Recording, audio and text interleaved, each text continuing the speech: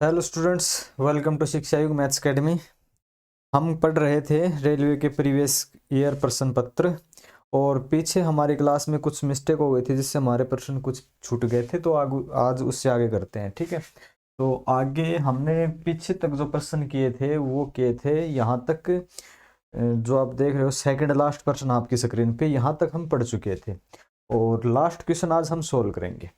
Last question में क्या कहता है कि आपको दिया है कुछ x माइनस वाई, इनकी यहां तक लिख देते हैं ऊपर, तो ठीक है। x माइनस वाई दिया है, किसके बराबर दिया है? 2 के बराबर दिया है। दूसरी एक टर्म और दी है जो कि X square plus Y square है, X square plus Y square है जो कि बराबर है 20 के। और आपको चाहिए क्या है? आपको चाहिए है कि x प्लस वाई का होल स्क्वायर, ये आपको निकालना है, ठीक है। ये आपको निकालना है, ये आपका क्वेश्चन है।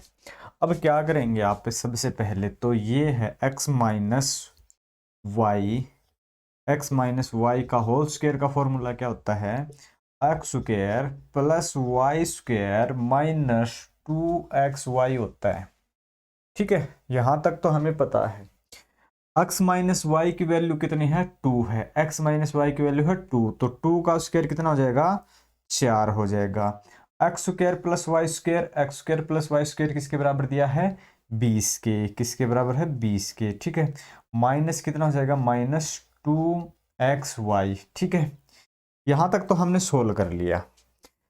ये माइनस के हैं तो इधर लेके आएंगे तो हो जाएंगे प्लस के। प्लस 2xy किसके बराबर है? यहां बचेगा सिर्फ 20 और 20 में से 4 घटा देंगे, अपने पास बचेंगे 16।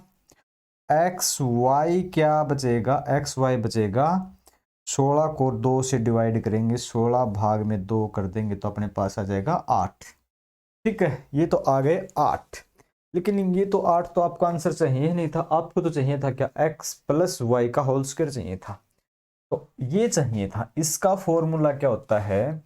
x प्लस वाई का होल स्क्वायर होता है फॉर्मूले में X square plus Y square plus 2xy, ये होता है, ठीक है। ये होता है, ये हमें चाहिए है, इसकी वैल्यू तो हमें चाहिए। अब ये क्या है? X square plus Y square तो पहले भी हमें पता था कि 20 है। किसके बराबर है? 20 के बराबर है। प्लस में 2 है। एक्स वाई की वैल्यू हमें नहीं पता था। एक्स वाई की वैल्यू हमें यहां से पता चलेगा कितनी है? 8 है। कितनी है? 8 है, ठीक है। कितनी हो गई भाई? 8। तो 20 प्लस 8 दूनी 16, ठीक है। 20 प्लस 16, ठीक है। 20 प्लस 16 कितने हो जाएंगे? 36। तो आपका आंसर रहेगा फिर 36। मुझे ऐसा लग रहा है शायद थोड़ी डार्क डार्क है, थोड़ी सी डार्क, ठीक है। तो आपका आंसर रहेगा 36। हाँ ठीक है, तो आपका आंसर रहेगा क्या? 36 रहेगा। हमने क्या किया? सबसे पहले इसका स्क्वायर का फॉर्मूला था वो रख लिया, उसमें जो जो वैल्यू पता थी वो रख ली। उसके बाद एक्स वाई की वैल्यू आ गई थी 8, ये हमें चाहिए था। ये खोल लिया हमने, ओपन कर लिया, जो फॉर्मूले में चेंज हो गया। फॉर्मूले में जो जो वैल्यू हमें चाहिए थी वो अपने आप आ गई। बिल्कुल इजी सा प्रश्न था, ठीक है। अब इससे अगला प्रश्न क्या है अपने पास? अगले प्रश्न की तरफ चलते हैं। तो अगला प्रश्न है, थोड़ा सा देखने में बड़ा लग रहा है पर इतना बड़ा है नहीं, कि दो संख्याओं को 33 से अलग अलग भाग देने पर क्रम से 21 और 28 शेष बचते हैं। कोई भी दो संख्याएं हैं, हमें नहीं पता वो संख्या क्या है, उनको अलग अलग 33 से भाग दे देते हैं ना, तो क्या बचते हैं? एक बार तो एक संख्या को तो 33 से भाग देते तो 21 शेष बचते हैं, दूसरी संख्या को भाग करते हैं तो 28 शेष बचते हैं। और यदि दोनों संख्याओं के योगफल को हम अगर 33 से भाग दे तो क्या शेष बचेगा? तो सबसे पहले हमें संख्या ही पता नहीं है, 33 से भाग कर देंगे। यहाँ जो संख्या हमें नहीं पता, हमने मान लिया 1 से ही भाग किया, और यहाँ पे अपने पास बचते हैं 21। 21 कब बचेंगे? कि यहाँ कोई संख्या होगी उसमें से 33 घटाएंगे तब 21 बचेंगे, ठीक है। बिल्कुल बेसिक बात बता रहा हूँ, इससे बेसिक कोई बता ही नहीं सकता। तो यहाँ में से ना किसी संख्या में से 33 घटा देंगे ना तब 21 बचेंगे। तो यहाँ कितना होना चाहिए उसमें से हम 33 घटाएं कि 21 बचे? तो यानी कि इन दोनों का जोड़ होना चाहिए, दोनों का जोड़ कितना आ जाएगा, 3 और 1 4 और 3 और 2 5, यानी कि पहली संख्या 54 होनी चाहिए। अगर यहाँ संख्या 54 है, 54 को 33 से भाग करते हैं तो 33 एकम 33, 33 घटा दिए तो 21 बचेंगे, तो पहली संख्या आ गई अपने पास 54। इसी प्रकार अगर दूसरी संख्या 33 से भाग करते हैं और अपने पास बचते हैं 28 शेष, कितने बचते हैं 28, कितने में से हम 33 घटा दें कि 28 बचें, कितनी संख्या में से हम 33 घटा दें तो कितना होना चाहिए, 8 और 3 11, 3 और 2 5 और 1 6, तो 61 होनी चाहिए दूसरी संख्या, जिसको हम 33 से भाग करेंगे तो 28 बचेगा, ठीक है ना। दूसरी संख्या कितनी होनी चाहिए, 61, पहली संख्या 54, दोनों का जोड़ कर देंगे, इसने कहा दोनों का जोड़ 54 प्लस 61, अगर दोनों का जोड़ कर देंगे 4 और 1 5, ठीक है, और ये हो जाएंगे 115, तो दोनों संख्याओं का योग हो गया 115। 115 को अगर हम 33 से डिवाइड करते हैं तो क्या बचेगा, क्या बचेगा, तो 33 को 3 से गुणा करते हैं तो 99, अपने पास क्या बचेगा 16, तो आपका आंसर क्या होना चाहिए 16, ऑप्शन डी आपका करेक्ट आंसर रहेगा, ठीक है, ऑप्शन डी का है वो आपका करेक्ट आंसर रहेगा। किसी संख्या में से कोई संख्या है, उसमें से यानी कि उस संख्या को 33 भाग करते हैं 33 से तो 21, दूसरी संख्या को भाग करते हैं 33 से तो 28, दोनों संख्याओं का जोड़ 54 और 61 का जोड़ 115, अगर जोड़ को 33 से भाग करते हैं तो 16 बचते हैं। इससे अगला प्रश्न देखते हैं हम। ये तो मैं उम्मीद करता हूं आप सभी समझ गए होंगे।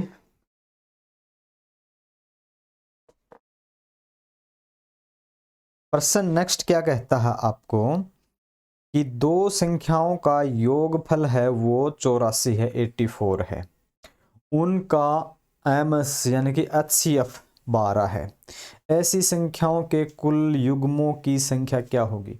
दो संख्याओं का योग है भाई वो क्या है 84 है, ठीक है, योग है ना x प्लस वाई है वो कितना है 84 है, तो सॉरी x प्लस वाई मत मानो भाई क्योंकि यहाँ ना एचसीएफ दिया है, तो एक काम करो आप, और एचसीएफ कितना दिया है 12, तो एक संख्या तो आपकी 12, क्योंकि एचसीएफ है ना दी गई संख्याओं को हमेशा भाग कर देता है कंप्लीट, तो एक तो हमने 12a मान ली, दूसरी संख्या हमने 12b मान ली, ठीक है 12b मान ली, क्योंकि 12 इसलिए रखे क्योंकि 12 एचसीएफ है और एचसीएफ हमेशा दी गई संख्या को क्या करता है डिवाइड कर देता है,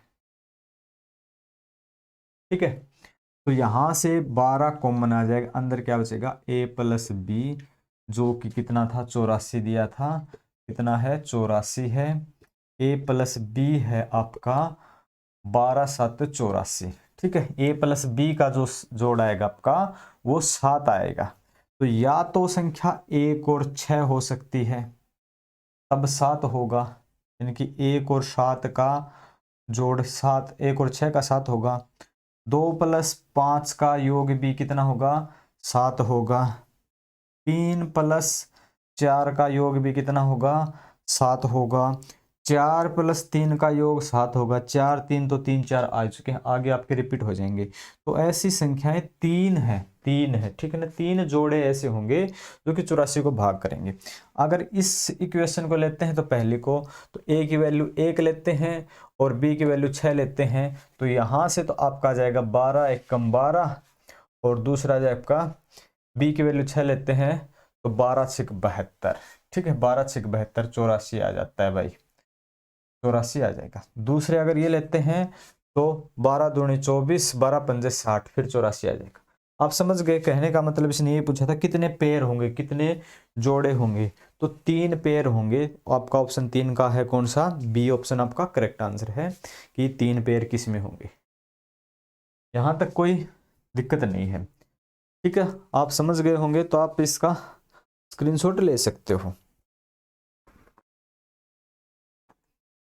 नेक्स्ट क्वेश्चन की तरफ बढ़ते हैं हम। क्वेश्चन अगला क्या कहता है अपना कि यदि √2 है 1.4142 है और आगे 7 अपॉन कुछ दिया है, आपको दिया है √2 है ना वो बराबर है, इसके बराबर दिया है 1.4142 और ऐसे भी आगे चलता जा रहा है। ठीक है, और आपको निकालना क्या है, 7/3 प्लस √2 निकालना है, ये आपको चाहिए। ठीक है, निकाल सकते हो आप, बिल्कुल निकाल सकते हैं। कैसे, आप क्या करेंगे, निशान चेंज करके मल्टीपल कर देंगे, बस इतनी सी बात है। 3 माइनस √2, 3 - √2। ठीक है, ऐसा करने से क्या हो जाएगा वो भी देख लेते हैं, क्या हो जाएगा भाई ऐसा करने से। ऊपर तो आ जाएगा अपना, यहाँ तक अच्छे से दिख रहा है। ठीक है, ऊपर तो आ जाएगा 7 × 3 - √2।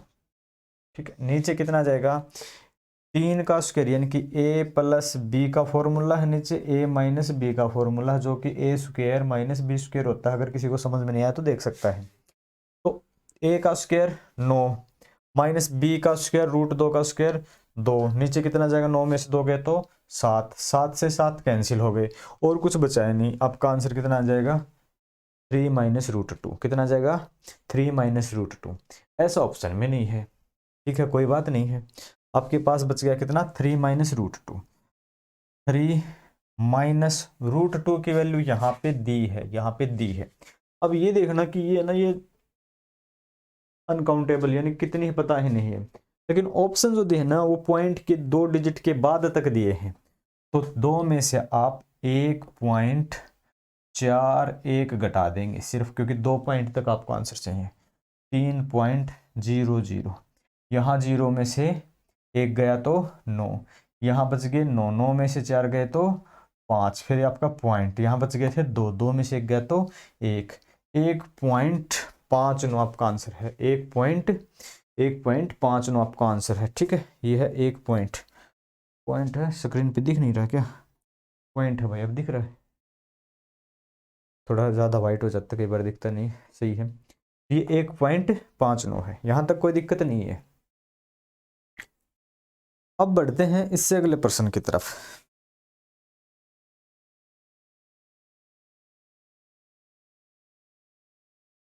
प्रश्न कुछ अच्छा ही अगला भी, एक तांबे के तार को मोड़ दिया गया भाई, और 1 मिनट से, हाँ यहाँ तक है। ठीक है ना, अगले प्रश्न को हम सोल्व करते हैं।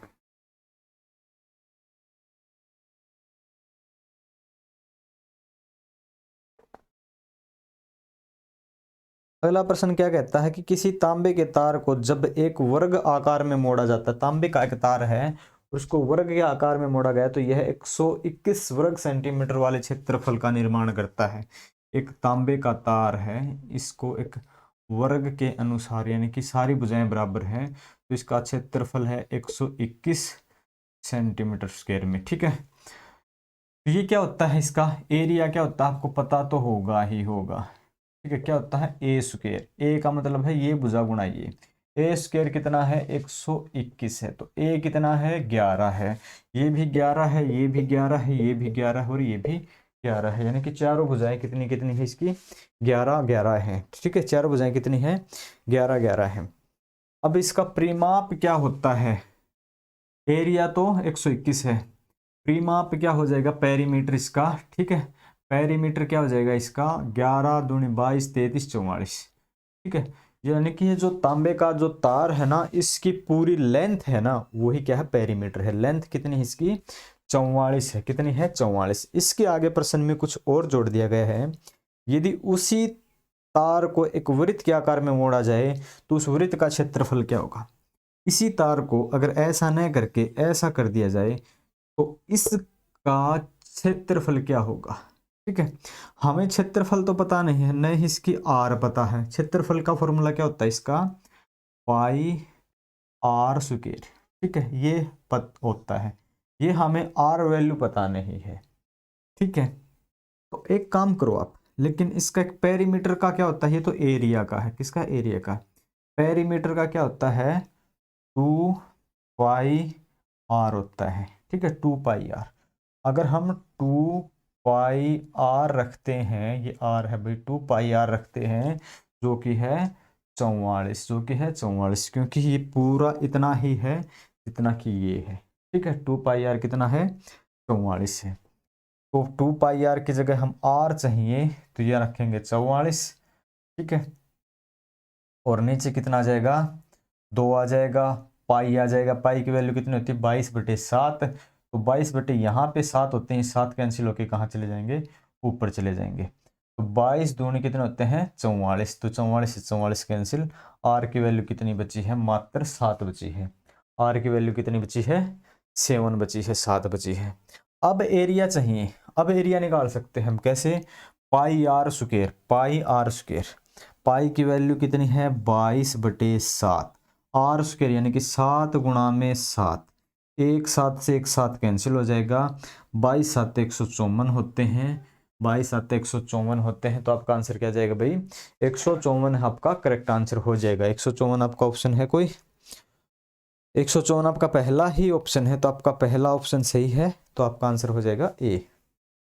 ठीक है, आपने क्या किया, सबसे पहले इसका पेरीमीटर निकाल लिया, उसके बाद इसके पेरीमीटर की तुलना हमने वृत्त के पेरीमीटर के साथ कर दी। वृत्त के पेरीमीटर के साथ तुलना करने पे हमें आर की वैल्यू पता चल गई जो कि 7 थी, और हमें आर की वैल्यू पता चल गई तो हमने इसका एरिया निकाल लिया। एरिया आ गया अपने पास 154।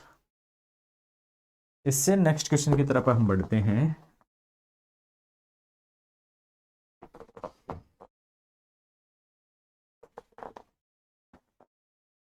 हमारा नेक्स्ट प्रश्न रहेगा, एक नल किसी पानी की टंकी को 40 मिनट में भर सकता है तथा एक अन्य नल पूरी टंकी को 60 मिनट में खाली कर सकता है, और दोनों नल एक साथ खाली टंकी में खोल दिए जाएं तो टंकी कितने समय में भर जाएगी। एक भरने वाला है, एक खाली करने वाला है। जो भरने वाला है उसको तो हम प्लस में ले लेते हैं, ठीक है, और जो खाली करने वाला है उसको हम माइनस में ले लेते हैं। ये तो 40 मिनट में भरता है और ये 60 मिनट में खाली करता है। एलसीएम की बात करते हैं तो यहाँ पे एलसीएम आ जाएगा आपका 120। ठीक है, अगर हम 120 को 40 से डिवाइड करते हैं तो आ जाएगा अपने पास 3, जो कि प्लस के हैं क्योंकि ये भरता है। 120 को 60 से डिवाइड करते हैं तो आ जाएगा अपने पास 2, जो कि माइनस के क्योंकि ये खाली करता है। दोनों को एक साथ खोल देंगे तो 3 यूनिट भरेगा, 2 खाली कर देगा, सिर्फ एक ही यूनिट पानी डलेगा जो कि प्लस का है, 1 यूनिट डलेगा। अब 120 यूनिट उसकी इफिशियंसी है। 120 को अगर हम 1 से डिवाइड करते हैं तो 120 आपका आंसर है। ऑप्शन में आपके 120 नहीं है तो इसको घंटे में चेंज करने के लिए 60 से डिवाइड कर देंगे। 60 से 120 को डिवाइड करते हैं तो अपने पास आ जाएगा 2 आवर्स, यानी कि 2 घंटे में टंकी है वो भर जाएगी। कितने घंटे में भर जाएगी, 2 घंटे में टंकी भर जाएगी। अब बढ़ते हम अगले प्रश्न की तरफ। ठीक है, हमारा अगला प्रश्न क्या है,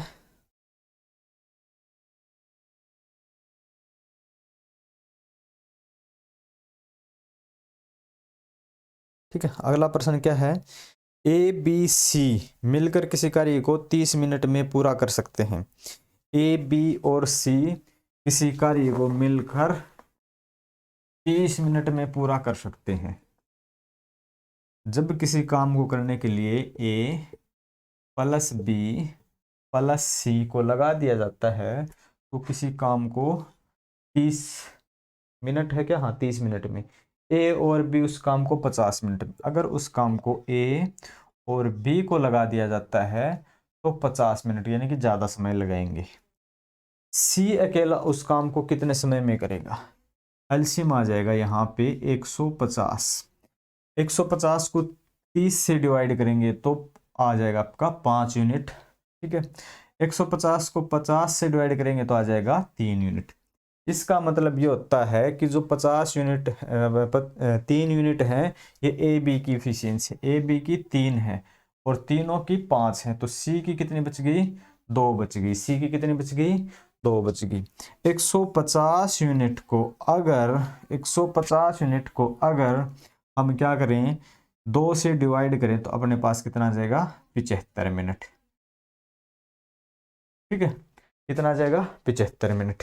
तो टंकी कितने समय में भर जाएगी, 75 मिनट में टंकी भर जाएगी। ठीक है, इससे अगला प्रश्न लेते हैं।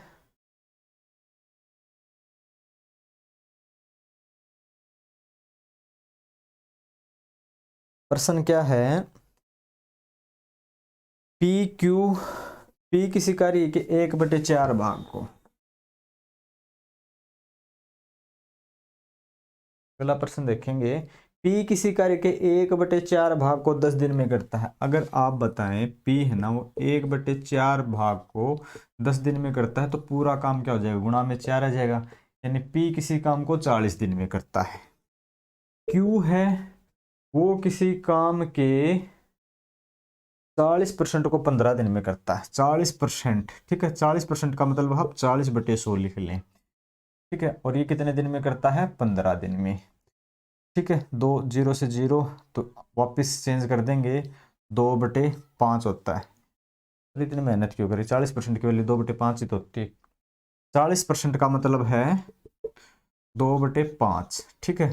तो 2/5 को कितने दिन में करता है, 15 में। तो पूरा काम करेगा 5 भाग में 2, तो 15 5 75/2 या फिर 37 सही 5 ना 37.5, 37.5 में करता है। इससे अगला प्रश्न है, आर उसी काम के 1/3 भाग को, आर क्या करता है, कोई काम उसका 1/3 भाग को 13 दिन में करता है, तो कंप्लीट क्या करेगा, 13 गुणा में 3/1, ठीक है। तो ये कितने में करेगा, 39 दिन में। ये 40 में, ये 37.5 दिन में, ये 39 दिन में। इसके बाद है एस, एस कितने दिन में करता है, 1/6 भाग को 7 दिन में, 1/6 भाग को 7 दिन में करता है, तो पूरा काम क्या करेगा, तो 6/1, ठीक है। तो 6 7 42, ये आ जाएगा 42 दिन में। ए करेगा 40 में, बी 37.5 में, 39 में, 42 में। प्रश्न में क्या कहा था कि सबसे पहले उस कार्य को कौन पूरा करेगा, सबसे पहले 37.5 वाला करेगा, यानी कि क्यू सबसे पहले उस काम को पूरा कर देगा। कौन कर देगा, क्यू कर देगा भाई, ठीक है। क्यू उस काम को सबसे पहले करेगा। इस स्लाइड में क्वेश्चन और भी हैं, ऐसे चलते रहेंगे, वो फिर हम क्या करेंगे अगली क्लास में सोल्व करते हैं। तब तक आप चैनल पे बने रहें, वीडियो को शेयर करें, चैनल को सब्सक्राइब करें।